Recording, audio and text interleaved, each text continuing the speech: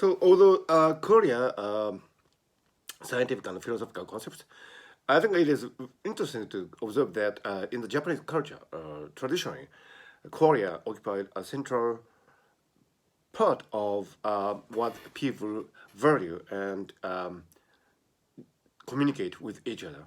Although not in so many terms, because this term Korea is relatively new. It's modern, so it was not widely used in Japanese culture. But I think many important aspects of the Japanese culture were actually, in fact, about Qualia. For example, the great essay, Book of Pillows by, or Pillow Book by Seishon Nagon, you know, quote woman in the 10th, 11th century. I'm kind of ambiguous with these figures.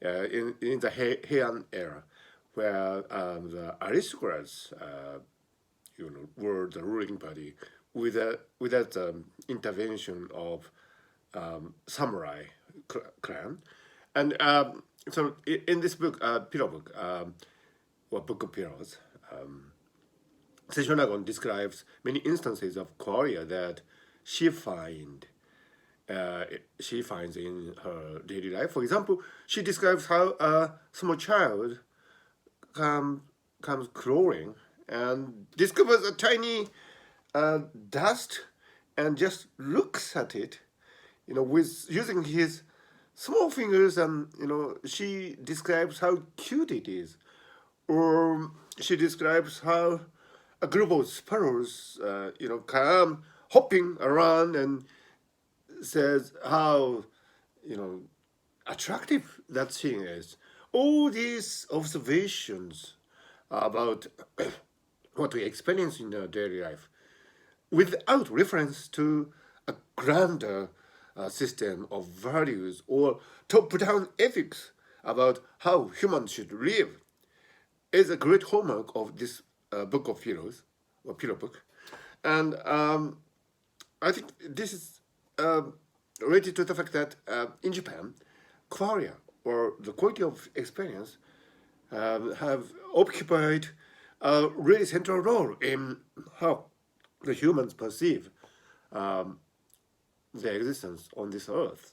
Everything is ephemeral, you know. Everything is in the passing. Nothing is eternal.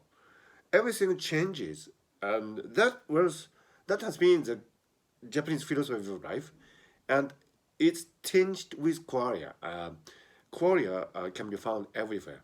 Sensitivities to qualia can be found everywhere. In contemporary Japan, for example, Japanese food express great sensitivities about qualia. So I should say that Japan is a nation of qualia. Apart from it's quite independent of its original scientific meaning, because originally, scientifically or philosophically, qualia are value neutral. A quail, that's the singular form of qualia. A quail can be either present or unpresent.